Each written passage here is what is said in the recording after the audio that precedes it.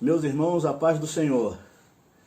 Mais uma vez, nesta quinta-feira, estamos aqui reunidos para poder cultuar ao Senhor nesse nosso culto de libertação. Eu gostaria, nesta oportunidade, de fazer a leitura da Palavra de Deus.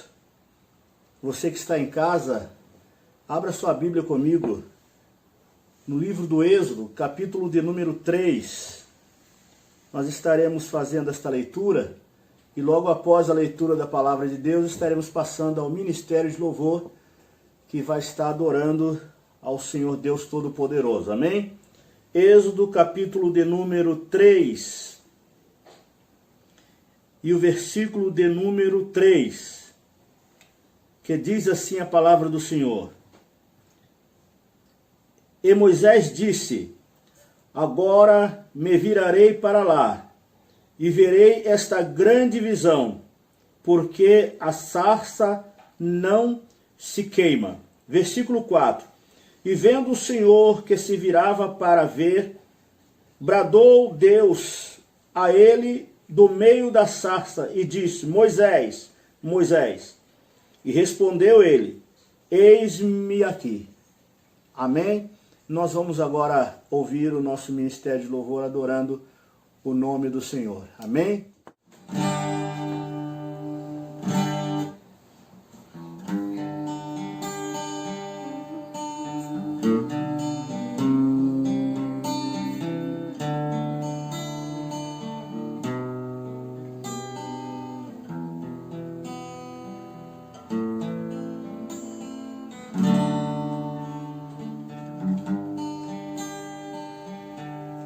Porque te amaste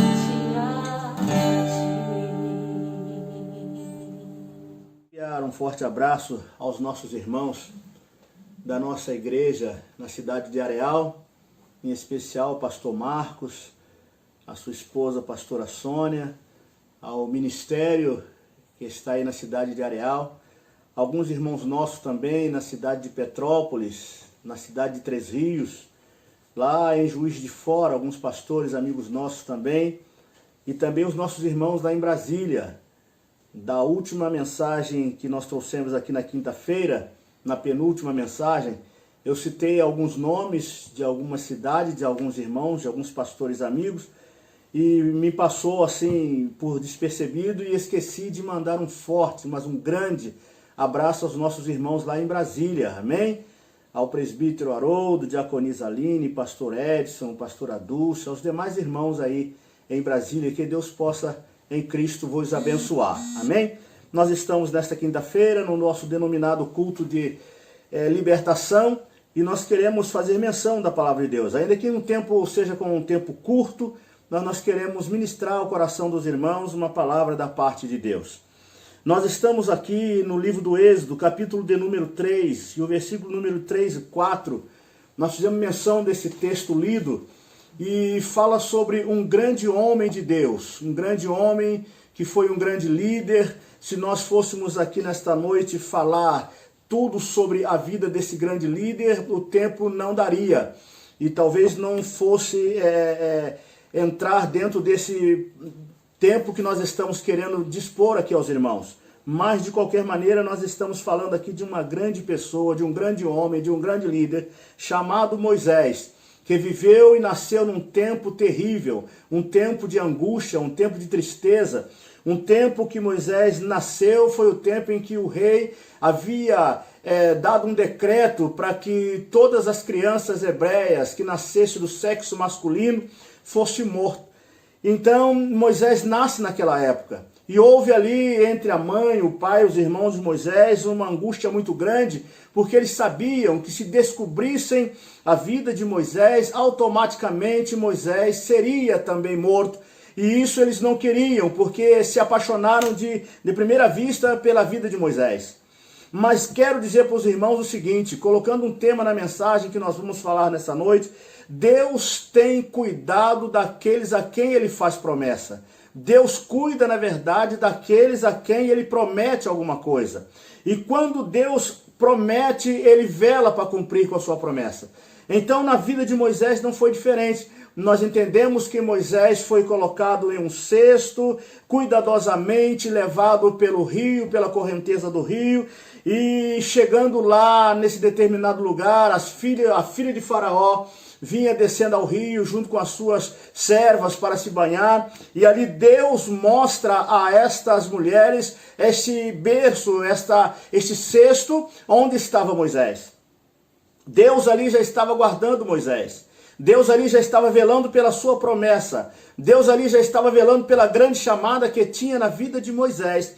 E fazendo isso, Deus fez com que a rainha pegasse Moisés. Logo depois aparece a irmã de Moisés oferecendo a mãe como ama de leite para que pudesse cuidar de Moisés. A mãe de Moisés vai até o palácio e a filha de Faraó entrega Moisés para que a sua mãe própria pudesse cuidar de Moisés. Este foi o desenrolar da história, que muitos de nós já conhecemos esta história. Mas, porém, Moisés estava sendo guardado para que a promessa de Deus na vida do seu povo se cumprisse naquela ocasião. Moisés cresce. Logo depois de Moisés, já um garoto crescido, ele vem morar no palácio. Aprende toda a cultura do palácio. Passa a viver e conviver como príncipe, porque era filho da princesa. Então Moisés agora cresce, mas um determinado dia Deus revela a Moisés através de uma pessoa que ele não era filho verdadeiro da filha de Faraó.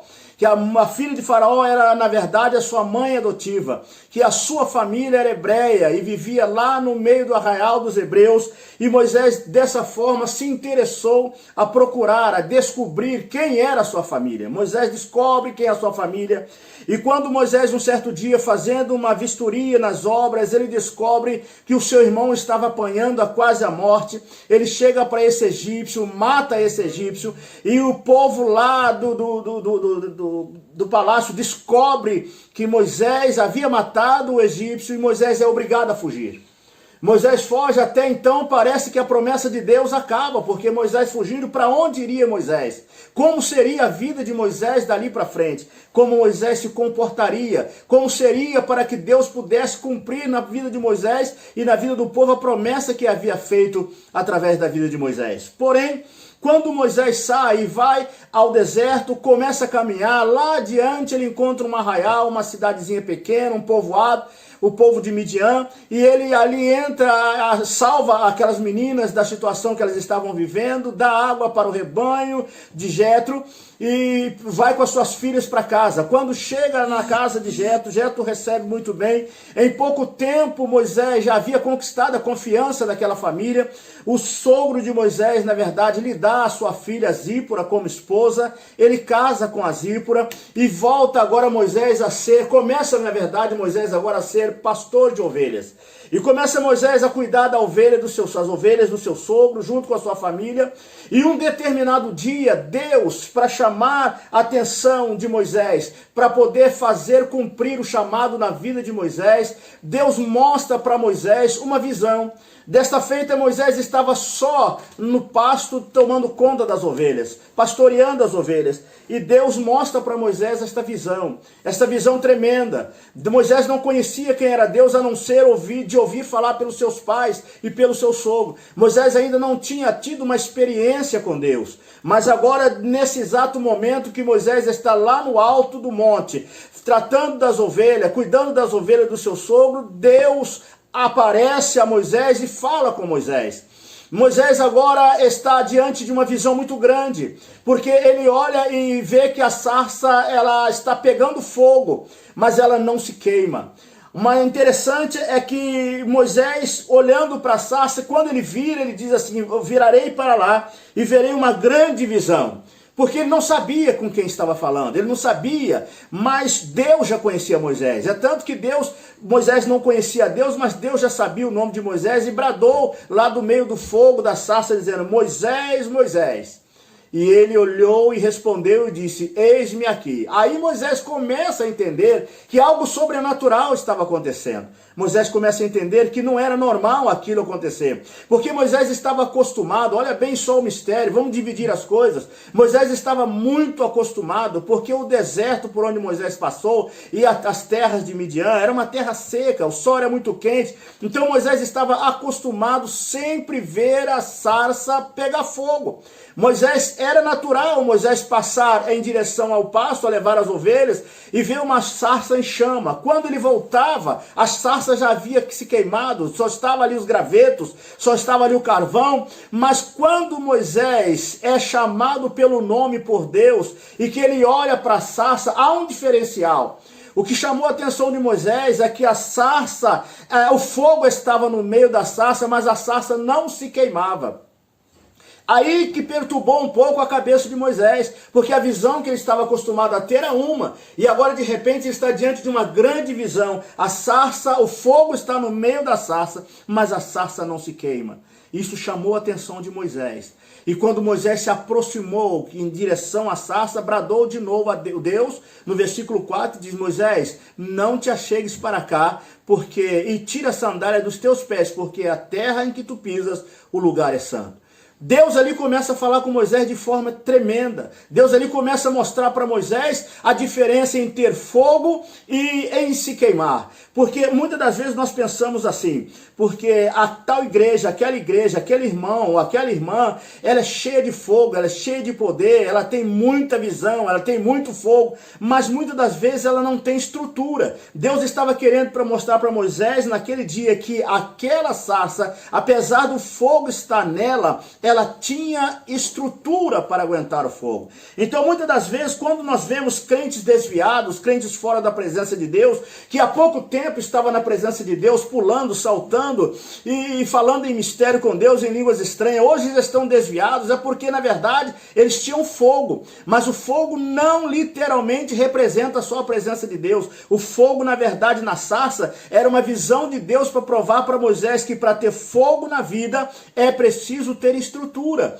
E Deus estava provando para Moisés que aquela sarça, naquele tempo, naquele momento, tinha estrutura. E o que é que nós estamos querendo dizer com isso? Que nós precisamos ter fogo na vida. Não somos contra o fogo de Deus. Nós somos pentecostais. E o que nós queremos é que haja fogo de Deus na vida da igreja, na vida dos irmãos. Mas em todo o tempo, ainda que haja fogo, mas temos que ter estrutura, para que não aconteça de no primeiro vento que passar, a nossa vida espiritual leva uma queda, leva um baque e nós vamos parar no mundo outra vez. Deus estava, na verdade, mostrando para Moisés, fogo sim, estrutura também. O que nós, servos de Deus, precisamos ter nos dias em que estamos vivendo é uma estrutura, porque na verdade o tempo que estamos vivendo, esse tempo de isolamento, esse tempo que estamos parados, nós precisamos buscar de Deus fogo, sim, para a nossa vida, porque o avivamento faz bem à vida espiritual, mas precisamos buscar de qualquer maneira, de qualquer forma, a estrutura, a resistência. Precisamos buscar da parte de Deus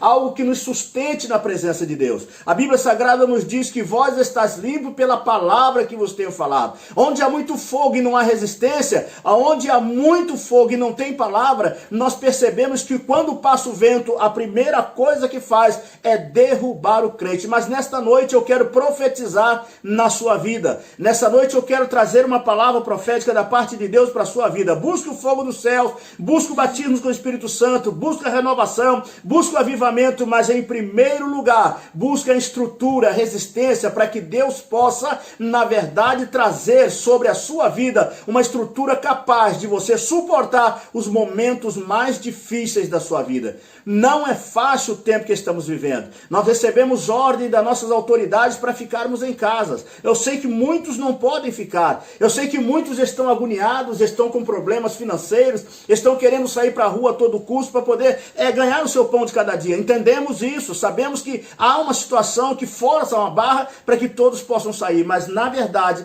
a Bíblia diz que é melhor obedecer do que sacrificar. E a coisa não é brincadeira, a coisa é séria. Nós estamos vendo irmãos nossos partir para a eternidade, nós estamos vendo pessoas amigas nossas, chegados nossos, partir para a eternidade. Eu não diria aqui que seria uma falta de cuidados, mas na verdade nós precisamos entender que há uma liberação, uma ordem que é para ficarmos em casa. Não foi liberado ainda para nós sairmos, para estarmos congregando, não foi liberado ainda para estarmos reunidos, para estarmos juntos. Precisamos vigiar, precisamos orar, precisamos vigiar, para que Deus possa fazer da nossa vida e nos dar um escape, um livramento, tal qual precisamos para viver nos dias de confusão que estamos vivendo. Oremos pela as nossas autoridades constituídas, pelos governadores, pelos prefeitos, pelos ministros, pelo presidente da República, para que Deus traga uma harmonia entre eles nesse momento tão terrível que estamos vivendo. Não é momento de política, não é momento de discussão, é um momento de união, é um momento do povo, em especial o povo de Deus, se unir em oração. Não precisa estar na igreja,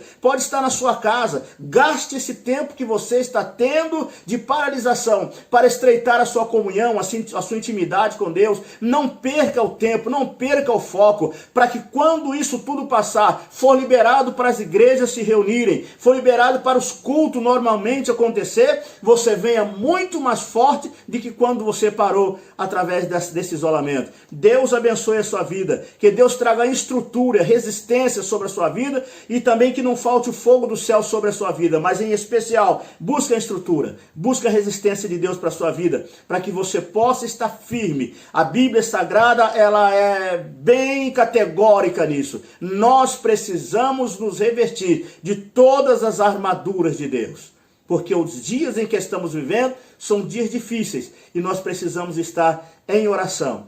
Ore ao Senhor, clame a Deus, aí na sua casa, aonde você estiver, fale com Deus, porque Ele é poderoso, Ele é Senhor, Ele pode resolver todas as questões. Eu oro, a minha oração, a minha profecia nessa época, nesse tempo, a minha palavra profética é para que nenhum mal chegue à sua tenda, mas por favor, tenha cuidado. Seja zeloso com a sua própria vida, com o seu próprio corpo, com a sua própria saúde, para que Deus possa fazer aquilo que Ele tem a fazer na sua vida. Deus te abençoe, fique na paz, até a próxima quinta, que Deus em Cristo traga paz e alegria sobre o seu coração.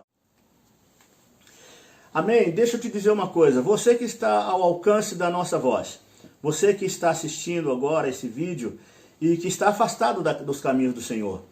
Você que porventura, ou por acaso passou por esse canal, está vendo aí e está ouvindo essa palavra, uma palavra rápida, simples, mas eu espero que essa palavra toque o seu coração.